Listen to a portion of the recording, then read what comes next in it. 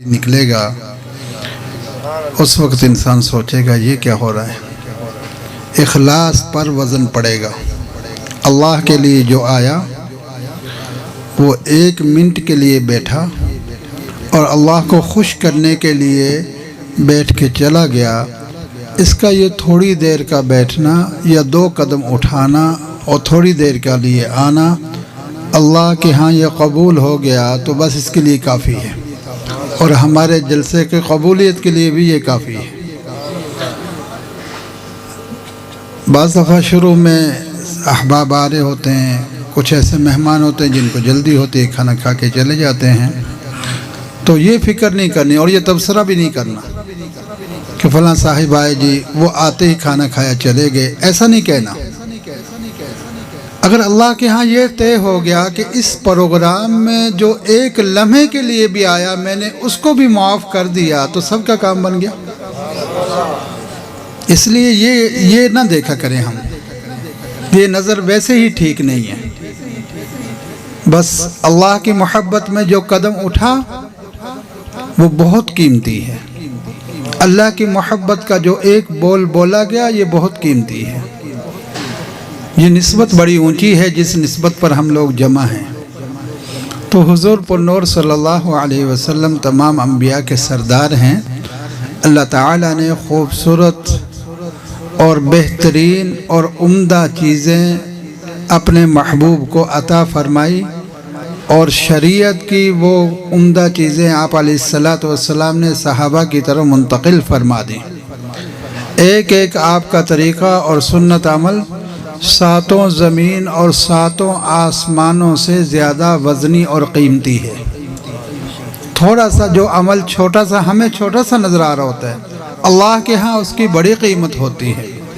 اور یہ یاد رکھنا، صحابہ اکرام کو اس بات کا ادراک تھا اور یقین تھا، اور وہ فرماتے تھے کہ جو نعمتیں اور عزتیں ملی ہیں وہ دین کی وجہ سے ملی ہیں۔ سیدنا ابو عبیدہ بن جراح رضی اللہ تعالیٰ نے فرمایا، عمر آپ کے کپڑوں پہ پیوند لگا ہوا ہے، بڑے لوگ ہیں، شام والے اونچے لوگ ہیں، شاہی قسم کا مزاج رکھتے ہیں، تو ہمارا تقاضا ہے کہ اونٹ کی سواری چھوڑو، گھوڑے کی سواری پر بیٹھو، لباس بھی بدل لو، اس پر تو پیوند لگے ہوئے ہیں۔ اور میں ابو عبیدہ تیرے علاوہ کوئی بات کرتا تو اس کو بہت مارتا میں۔ ابو عبیدہ تو اچھی طرح جانتا ہے کہ ہمیں جو عزت ملی ہے وہ دین کی وجہ سے ملی ہے، ہمیں جو نعمتیں ملی ہیں وہ دین کی وجہ سے ملی ہیں، ہمیں جو بڑائیاں ملی ہیں وہ دین کی وجہ سے ملی ہیں۔ یاد رکھنا، ہمیں جو نعمتیں ملی ہیں حضور پر نور صلی اللہ علیہ وسلم کی برکت سے ملی ہیں، ورنہ ہم کچھ نہیں تھے۔ بس اگر یہ دل میں خیال آ گیا تو پھر آپ کا ہر طریقہ اور ہر سنت عمل وہ زندگی میں اترتا چلا جائے گا اور اس کو انسان چھوڑنے کے لیے تیار نہیں ہوگا۔ آپ علیہ الصلاۃ والسلام کی مبارک زندگی میں ایک عمل تھا کہ آپ بہت حوصلے والے تھے۔ فرمایا الحلم من اللہ، حوصلہ اللہ کی طرف سے ہے، العجلہ من الشیطان، جلد بازی شیطان کی طرف سے۔ تو ہم اپنی زندگی میں دیکھیں کہ ہمارے اندر کتنا حوصلہ ہے بات سننے کا، بات سہنے کا، اور کسی کی بات کو لے کر پھر آدمی سوچے کہ کہنے والے نے کیا کہا۔ ہر بات ایک اثر رکھتی ہوتی ہے۔ ایک آدمی گزر رہا ہے، گزرتے ہوئے آپ ایک جملہ بولیں چھوٹا سا، آپ کہیں ملک صاحب کیا حال ہے، حاجی صاحب کیسے ہو، نوجوان ہیں تو بھائی جان کیسے ہو، وہ کہے گا بہت اچھا۔ آنکھیں تھوڑی سی آپ کی پیلی نظر آ رہی ہیں آج، بس ایک جملہ آپ نے کہا کہ آنکھوں میں کیا ہوا، تھوڑا سا پیلا پن ہے، وہ کہے گا نہیں، اور ساتھ ہی ایسے کرے گا، نہیں بھی کر رہا ہے اور ساتھ ایسے بھی کر رہا ہے۔ اس کا مطلب ہے کہ یہ جملے نے چوٹ لگا دی، اتنے سے جملے نے آنکھوں پر اس کے ہاتھ رکھوا دیے۔ اب پھر دوبارہ کیا ہوا، گھر جاتے ہی سب سے پہلے شیشہ دیکھے گا، جتنا بھی بڑا حوصلے والا آدمی جاتے ہی شیشہ دیکھے گا کہ میری آنکھوں کو کیا ہوا، فلاں صاحب نے کہا ہے میری آنکھیں آج کچھ بدلی ہوئی ہیں۔ تو گزرنے والے کا ایک جملہ اس نے وہاں بھی اثر ڈالا، گھر جا کر بھی آدمی پریشان ہوا۔ حضور پر نور صلی اللہ علیہ وسلم کے مبارک طریقوں میں بڑا اثر ہے۔ یہ گزرنے والا اگر سنت کے مطابق اس کی چال ڈھال ہے، اس کا لباس ہے، حوصلے والا ہے، ہر بندے کو پتہ چلے گا یار یہ کون جا رہا ہے، یہ بڑے حوصلے والا انسان جا رہا ہے۔ ایک صاحب نے 3-4 بڑے مدرسے بنائے اور محنت کی، زندگی کو کھپا دیا۔ چھوٹا سا بچہ تیار ہوا، اتنا پڑھتا پڑھتا تھوڑا بڑا ہو گیا۔ ایک ملک صاحب نے اس کا بازو پکڑا اور کہا کہ بیٹا آپ نا مجھے کلمہ سنائیں۔ وہ دیکھتا ہی رہا، بیچارہ پریشان ہو گیا۔ اس نے کہا دوسرا کلمہ سنائیں، تیسرا کلمہ سنائیں۔ بچہ گھبرا کے نہ سنا سکا۔ اس ملک صاحب نے محتن صاحب کو بھی بلایا، مدرس کو بھی بلایا، ساتھیوں کو بھی جمع کیا۔ 50-60 ساتھیوں کو جمع کر کے کہا کہ مدرسے گرا دو، مسجدیں گرا دو، ان کو تو کلمہ ہی نہیں آتا۔ وہ مولوی صاحب اس کے چہرے کو دیکھتے ہی رہا کہ ملک سے مہربانی کرو، کوشش تو ہم نے کی ہے، بچہ پتہ نہیں کیوں نہیں یاد کر سکا۔ لیکن اس نے بہت غصے میں آ کر بہت باتیں کہہ دی اور مولوی صاحب نے اس کے جواب میں ایک لفظ بھی نہیں کہا۔ 2 دن گزرے، وہ بچہ دوسری درسگاہ میں گیا۔ استادوں نے کہا بیٹا ملک صاحب نے آپ سے کلمہ سنا تھا، نہیں آتا؟ کہتا آتا ہے۔ اس نے کہا سناؤ۔ اس نے کہا لا الہ الا اللہ محمد الرسول اللہ۔ کہا دوسرا کلمہ سناؤ۔ اس نے دوسرا سنا دیا۔ کہا حضور پر نور صلی اللہ علیہ وسلم کا نام کیا ہے؟ اس نے نام بتا دیا۔ اس امانت دار حافظ نے اس ملک صاحب کو جا کے بتایا کہ ملک صاحب کل جو آپ کہہ رہے تھے نا، اس کو کچھ نہیں پڑھایا گیا، کچھ نہیں سکھایا گیا، اس نے مجھے سب کچھ سنا دیا۔ اس نے کہا اچھا، مجھ سے تو بڑی غلطی ہوئی۔ اب وہ صبح وہاں سے چلا اس مولوی صاحب کے پاس اور وہاں آ کے ہاتھ جوڑ کے کہنے لگا مولانا مجھے تو غصہ آ گیا تھا، وہ کلمہ نہیں سنا سکا اور اس کو تو سب کچھ آتا تھا، تو یہ مجھ سے بڑی غلطی ہوئی۔ مولانا نے فرمایا چائے پئیں، آپ ہمارے سردار ہیں، آپ ہمارے بڑے ہیں، کوئی حرج نہیں، آپ نے کہہ لیا تھا۔ اب بتاؤ، مولوی صاحب نے حوصلہ کیا، اس کی برکت سے وہ ملک صاحب کو بھی اللہ نے پھر حوصلہ دیا اور دوسرے دن آ کر بیٹھے اور معاملہ حل ہو گیا۔ حل نہیں ہوا بلکہ اتنا بڑا حل ہوا کہ ملک صاحب نے کہا پوری زندگی مولانا کبھی مجھ سے ایسی غلطی نہیں ہوگی، میں نے بہت جلد بازی کی تھی، لیکن میں سمجھتا ہوں کہ جہاں مولانا کا حوصلہ ہے اس آدمی کا اس سے بڑا حوصلہ ہے جو معذرت کے لیے آیا کھڑا ہے۔ مولانا کا حوصلہ اپنی جگہ پر، لیکن اس کا اس سے کروڑوں حصے زیادہ جو حوصلہ ہے جو اتنے بندوں کے سامنے آ کر ذمہ دار ہونے کے باوجود ہاتھ جوڑ کے کہہ رہے مجھ سے غلطی ہوگی۔ آج تو ہم 100 باتیں کہہ دیتے ہیں، ایک بات نہیں 100 باتیں کہہ دیتے ہیں۔ گھر میں کتنی باتیں کہہ دیتے ہیں، ایک جملہ زبان سے نہیں نکالتے کہ ہم سے غلطی بھی ہوگی ہے۔ بیٹا اپنے باپ کے سامنے کتنی باتیں کہہ دیتا ہے، بھائی بھائی کو کتنی باتیں کہہ دیتا ہے، خاوند اپنی بیوی سے کیا حشر کرتا ہے، کتنی باتیں کہہ، دوبارہ احساس ہی نہیں پیدا ہوتا کہ ہم نے کچھ کہا بھی ہے، کسی کا دل بھی ٹوٹا ہے یا نہیں ٹوٹا۔ یاد رکھنا، مرنے سے پہلے ہم اپنا معاملہ صاف کر لیں۔ اگر ایک جملہ کہا ہے اس کا بھی بدلہ دینا پڑے گا۔ تیر اور تلوار سے زیادہ اثر ڈالتا ہے یہ جملہ۔ اچھا جملہ ہوگا خیر والا، اس کا اچھا اثر پڑے گا، اگر دل توڑنے والا جملہ ہوگا اس کا برا اثر پڑے گا۔ کسی کی بات سنی ہے آگے نقل مت کریں، اس کو کہہ سکتے ہو تو کہہ دو، نہیں کہہ سکتے تنہائی میں بیٹھ کر 2 رکعت پڑھ کے اس کے لیے دعا کر دیں۔ غیبت بالکل نہ کریں۔ کسی کا عیب ہے دیکھ لیا تو اپنے عیبوں کو دیکھیں کہ یا اللہ تو قدرت کے باوجود میرے کتنے عیوب پہ پردے ڈالے ہوئے ہیں، میں نے اپنے بھائی کا یہ عیب دیکھا، یا اللہ اسے ٹھیک کر دے، اللہ اس کو خوبصورت بنا دیں گے۔ کریں گے بھائی کوشش، زبان کو سوچ کے استعمال کریں، ایسا نہ ہو کہ کئیوں کے دل ہم نے چھلنی کر دی ہو۔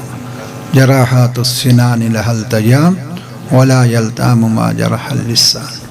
نیزوں کے اور تلواروں کے زخم مل جایا کرتے ہیں اور زبان کا زخم صدیوں تک باقی رہتا ہے۔ صحابہ اکرام میں سے بڑے بڑے صحابہ اس کو پکڑ کے زبان کو کھینچا کرتے تھے کہ تیری وجہ سے بہت لوگ برباد ہوئے، اور تیری ہی وجہ سے جہنم کی طرف بہت لوگ گئے۔ حدیث پاک میں آتا ہے بڑے بڑے صحابہ اس کو پکڑ کے زبان کو کھینچا کرتے تھے کہ تیری وجہ سے بہت لوگ برباد ہوئے اور تیری ہی وجہ سے جہنم کی طرف بہت لوگ گئے۔ حدیث پاک میں آتا ہے ساری زندگی انسان نیکی کرتا ہے، ایک جملہ زبان سے ایسا نکالتا ہے جو اللہ کو پسند نہیں ہوتا، جنت میں اور اس بندے کے درمیان میں ایک بالشت کا فاصلہ ہوتا ہے، ایک جملے کی وجہ سے اللہ اٹھا کر جہنم کے درمیان میں اس کو پھینک دیتا ہے۔ اور ایک آدمی ہوتا ہے جو اللہ کی بغاوت اور نافرمانی میں زندگی گزری اور ایک خیر کا جملہ، ایک لفظ کہا، اللہ کو پسند آیا، اللہ نے اس کو اٹھایا اور جنت کے درمیان میں بٹھا دے گا۔ اپنی زبان کو ہم خیال سے استعمال کریں، حضور پر نور صلی اللہ علیہ وسلم کی مبارک زندگی کو سامنے رکھ کر، صحابہ اکرام کی زندگیوں کو سامنے رکھ کر ہر ایک سے بدلہ لینے کی فکر، یہ اچھی بات نہیں ہے۔ صبر وہاں لڑتا ہے جہاں بندہ نہیں لڑ سکتا، صبر وہاں جا کر انسان کا دفاع کرتا ہے جہاں بندہ دفاع نہیں کر سکتا۔ صبر اور شکر والی زندگی اگر مل گئی، دونوں خوبصورت راستے ہیں جنت کے۔ نعمتیں ملیں، شکر ادا کریں، اگر کوئی مسائل آ جائیں صبر کریں۔ یہ خوبصورت بڑی سڑکیں ہیں، بڑے راستے ہیں، سیدھے جنت میں جاتے ہیں۔ اللہ عمل کی توفیق نصیب فرمائے۔ درود شریف پڑھنے اب دعا مانگتے ہیں۔ کچھ کہنا؟ کیا کہتے ہیں؟ پانی کہیں گے بس یہی دے دو جو پڑھو۔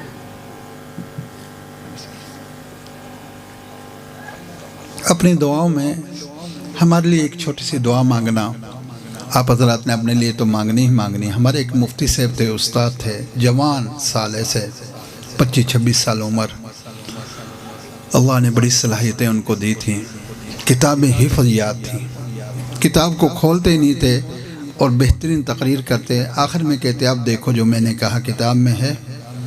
تو پچھلے ہفتے سبق پڑھائے، مغرب کی نماز جماعت سے پڑھی، کمرے میں گئے، سر میں تھوڑا سا درد ہوا اور پھر تھوڑی دیر بعد بے ہوش ہوئے۔ ان کو نشتر میں لے آئے، وہاں ان کے دماغ کی جو رگ تھی وہ پھٹ گئی، جس کی وجہ سے وہ انتقال فرما گئے۔ چھوٹے چھوٹے 2 بچے چھوڑ گئے، ایک بیٹا اور بیٹی، اور بوڑھے ماں باپ ہیں۔ میں نے ساتھیوں کہا ان کا سامان دیکھو، سامان ان کا گھر تک امانت پہنچائیں۔ 3-4 دن بعد ہمارے مستورات بھی جا رہی تھیں تسلی دینے کے لیے۔ ہم نے سامان دیکھا تو 3 جوڑے کپڑوں کے شاپر میں اور ایک وہ ٹوٹا ہوا جوتا جو پاؤں سے اتر گیا تھا، اور نہ اس کا بیگ نہ بکسا۔ ہم چلے پر جائیں تو 10-15 سوٹ لے کے جا رہے ہوتے، اتنا بڑا بیگ ہوتا ہے۔ وہ 2 سال سے پڑھا رہے تھے، کمرہ بھی دیا ہوا تھا اور شاپر میں 2 جوڑے کپڑوں کے۔ وہ سامان لا کے ہم گئے، اس کے والد کو دیا، اور 100 بیگوں کا مالک تھا، 2 مربوں کا مالک تھا۔ اس کے والد کہنے لگے لوگوں دیکھو میرے بیٹے کا سامان آیا ہے، اور جو اتنا ملک تھا اور زندگی کتنی سادہ۔ ایک طالب علم نے کہا ٹوپی پرانی اور ساجد نہیں لے لو، اس نے کہا یار عیش و عشرت کی جگہ تو جنت ہے، وہاں مزے کریں گے۔ 2 دن پہلے کی بات ہے۔ تو ان کے لیے بھی دعا کرنا، ان کے بچوں کے لیے بھی۔ ہمارے بھی دل ٹوٹے ہوئے ہیں، ہمارے طلباء بھی غم زدہ ہیں۔ ہم چونکہ یہ پروگرام طے ہو گیا تھا تو اس لیے یہ سفر کیا، ورنہ ہم نے ہفتے کے 10 دن کے سارے سفر ختم کیے ہوئے ہیں۔ آج کا یہ لمبا سفر کیا، دن کو کروڑ پکے گیا یا یہاں آیا، تو ہمارے اس مبارک استاد کے لیے جو خوبصورت تھا، اپنے والدین کے لیے بھی بہت شاندار تھا، اور ہمارے لیے بہترین مدرس تھا اور طلباء کا استاد تھا، ان کے لیے بھی دعا ضرور کریں گے۔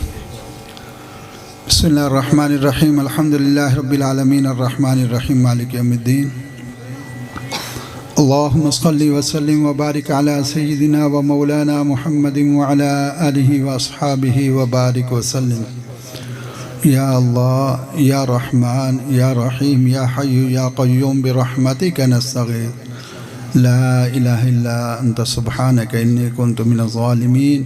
الف لام میم اللہ لا الہ الا هو الحی القیوم فاطر السماوات والارض فاطر السماوات والارض فاطر السماوات والارض۔ اے رحیم و کریم مولا، ہمارے خوبصورت نوجوان ساتھیوں نے محنت کر کے یہ محفل سجائی، حضرت قاضی عامر صاحب اور بھائی داود اشرف صاحب، اور آنے والے مبارک مہمان خصوصاً قاری محمد سلیم صاحب، پروفیسر صاحب، قاضی امان اللہ صاحب اور اشتہار پر جتنے نام لکھے گئے اور رانا طارق صاحب اور آیا ہوا یہ مبارک مجمع اور علماء اور قرہ حضرات، مہربان اللہ سب کو اپنی بارگاہ میں قبول فرما۔